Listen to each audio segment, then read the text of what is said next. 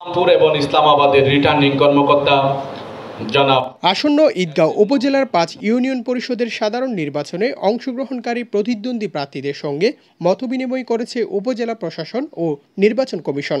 শুক্রবার বেলা 11টায় ঈদগাঁ আদর্শ উচ্চ বিদ্যালয়ের হলরুমে উপজেলা নির্বাহী কর্মকর্তা সুবল চাকমার সভাপতিত্বে অনুষ্ঠিত হয় সভাটি।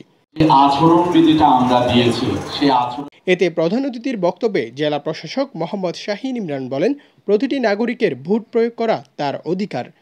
কেউ ভোটারদের ভয়ভীতি প্রদর্শন করলে প্রার্থিতা বাতিল করার বিধান রয়েছে। আমরা চাই না যে কোনো কারণে নির্বাচন হচ্ছে যে কোনো বিতর্ক সৃষ্টি করবে।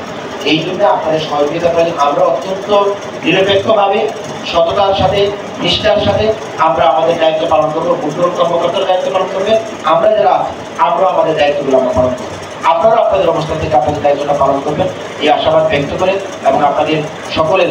পুলিশ সুপার মোহাম্মদ মাহফুজুল ইসলাম বলেন, কে কোন দলের প্রার্থী বিবেচনা করা হবে না।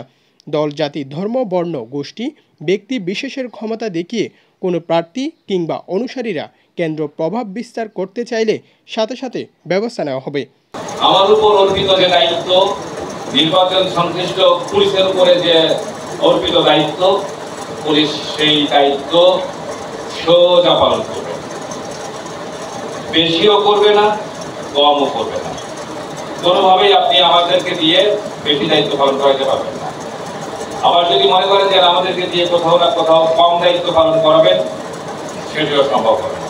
এই সময় প্রার্থীদের আচরণ বিধি মেনে চলার অনুরোধ করেন জেলা নির্বাচন অফিসার নাজিমুদ্দিন। বিধি প্রতিপালনের জন্য তাদেরকে সহযোগিতা করবেন। যদি সহযোগিতা না করেন তাহলে কিন্তু আপনারা নানান ধরনের জেল জরিমানার সম্মুখীন হতে পারেন।